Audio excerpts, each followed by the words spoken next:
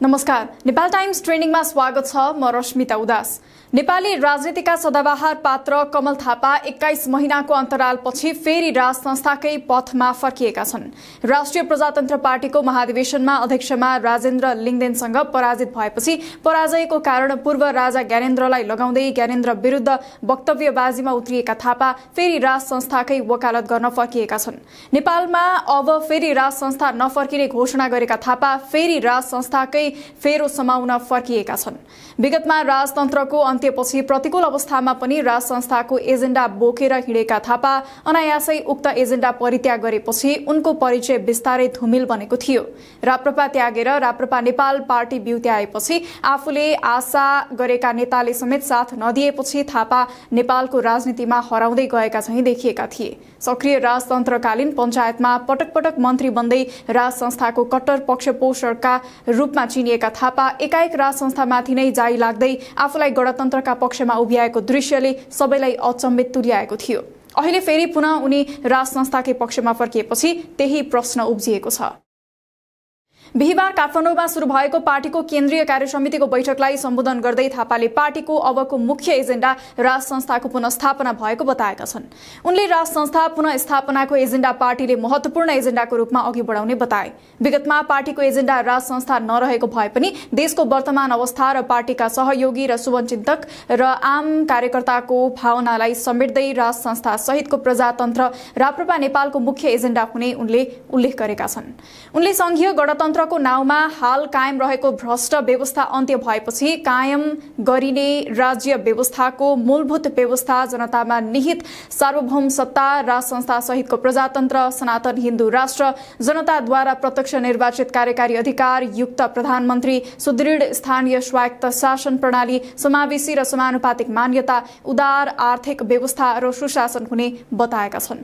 अध्यक्ष थापाले संघीयता असफल मात्रै नभई देशको निमित्त अभिशाप बन्न पुगेको बताएका छन्।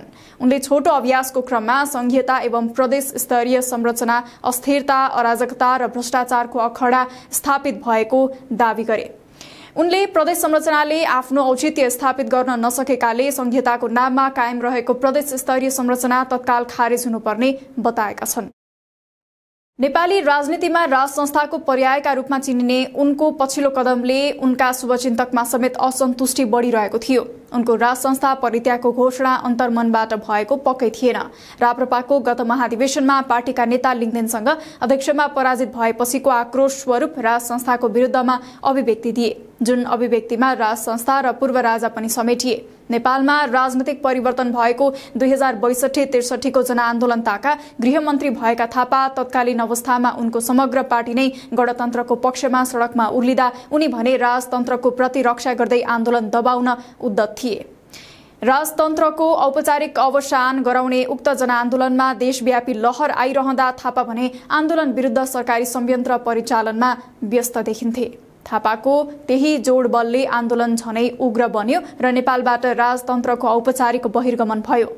मुलुक सम्पूर्ण रूपले गणतन्त्रमय हुँदा पनि थापाले राज संस्थाको वकालत छाडेनन्।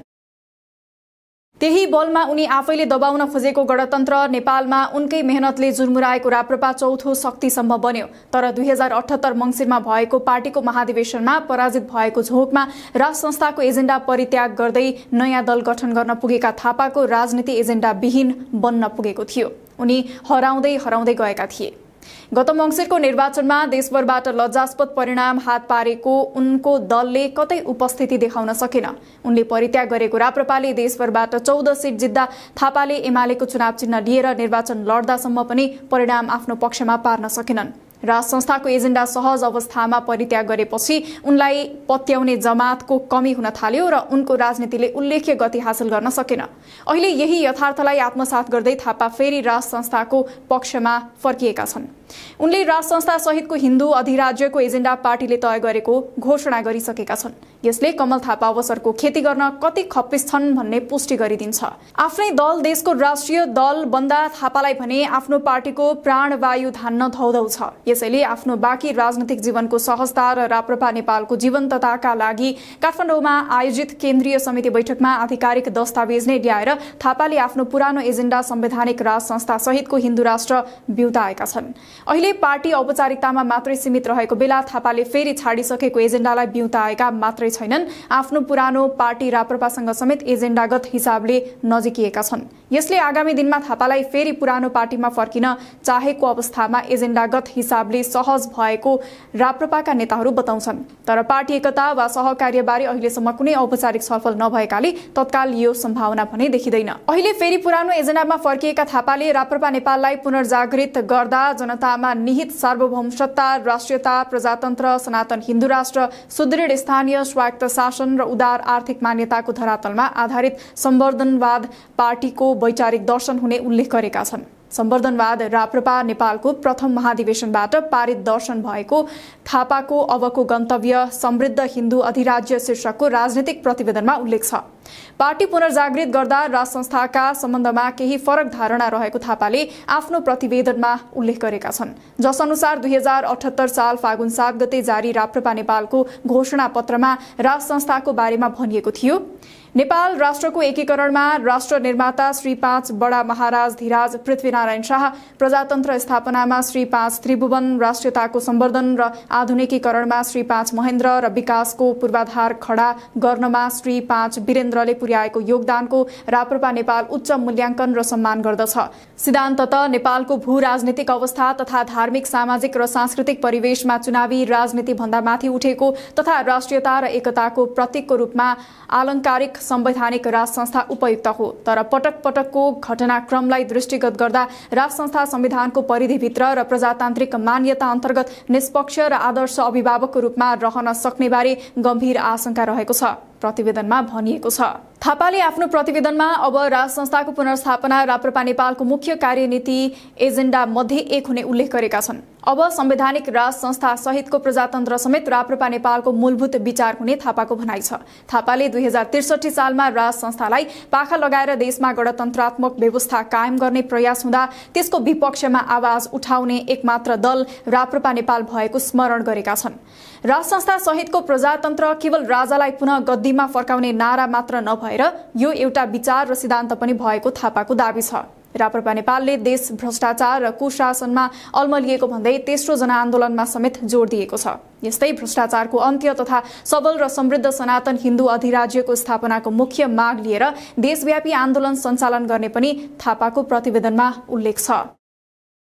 संविधान सभाको दोस्रो निर्वाचनमा 601 सभासद मध्ये 24 सीट जितेका थापाले सोही सांसदको बलमा सत्ताको राम्रो स्वाद चाखे भने शक्ति केन्द्रमा आफ्नो प्रभुत्व कायम राख्न सफल भए।